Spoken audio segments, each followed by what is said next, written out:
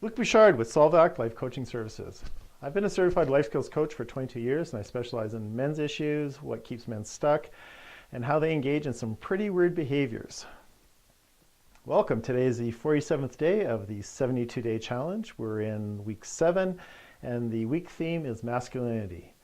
Our daily focus is men as fathers, and the topic is dads living vicariously through their children's sporting events.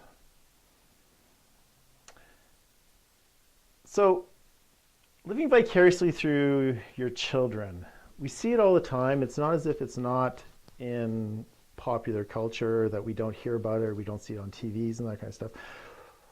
I just really want to talk about it for a bit and really am interested in, not necessarily that it's going on, which it is, but the adverse effects of it is really why I'm talking about this. So when I see dads acting badly at their kids' sporting events, their organized sporting events, and when I talk about acting badly, I'm talking about aggression or confrontations with other people. And I've seen this when I was a child growing up as playing hockey, and I see this in other places where fathers are basically getting really bent out of shape and getting really aggressive when their kids aren't performing or the situation's not going as they think it should. So there will be aggression towards referees, there'll be aggressions towards other team members, there'll be aggressions towards the coach, and worst of all, there'll be aggression and verbal put-downs towards their own children. And when I see this kind of behavior, it causes me to wonder many things and draw some conclusions. And one of those conclusions is that basically, why is it that father's ego and masculinity and identity is based on their child's performance? Because that's what living vicariously is that somehow you're having this experience through your children. And why do fathers do that? Well, somehow it's a reflection upon them. If their children don't act in a certain way or things don't go a certain way, that's calling their own performance, their own ability, their own masculinity in questions if their sons aren't performing at a certain standard. And I know fathers do this with daughters, but really it's more pronounced. I've seen it mostly with dads towards their sons. So it's curious that when kids aren't succeeding the ways they want and these behaviors that their dads get into, and it's really unfortunate in a lot of ways.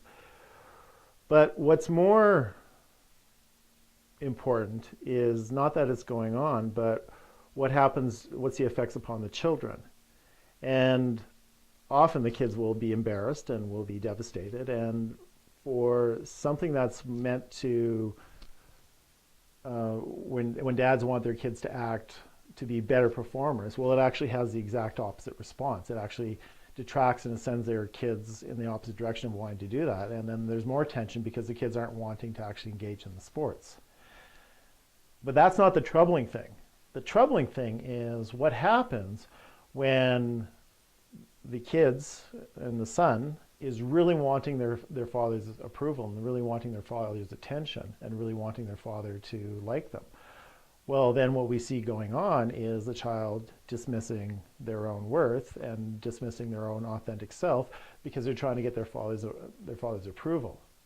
And this is one of the systematic ways that boys learn how to distance themselves from their emotions, because they're looking for approval. And then they're ego-based, and then they're, what I was talking about in the last couple of videos about being performers and looking externally for approval. And the likelihood that this happened is a cyclical thing, or this is a generational thing, that the father who is putting all this pressure on the son to be a performer, and the son decides to be a performer even though he doesn't want to, probably happened to that father with his father. Because it's likely learned behavior. So I'm really happy when the kids are going, no, I don't want to do this, and they're pissed off at their father for doing that. I'm thinking, yeah, good for you, boy. Good for you for not, engaging in that bullshit behavior. But it's more disturbing when I see the boys that are sucking up and doing it because they really want their father's approval. And I'm going, oh, here we go. The cycle is perpetuated one more time. So gentlemen, if your kids are in sports, how are you around them? Are you living vicariously through your children? Is your ego being based? Is your ego being strengthened or not strengthened? Is your ego being stroked when your sons or daughters do well? And that could be also in school. That doesn't necessarily in sports. Any ways in which you think you want your children, if your children aren't doing very well and somehow reflects upon you, you might want to look at that and look how healthy that is and what kind of message you send to your kids, and especially if they even try harder when they don't want to. Something for you to consider. Luc Bouchard with Solve Act Life Coaching Services. I've been a certified life skills coach for 22 years, and I look at some pretty wonky behavior in fathers and dads and men in general. I hope you have a great day, and tomorrow is the 48th video, and that's on emotionality.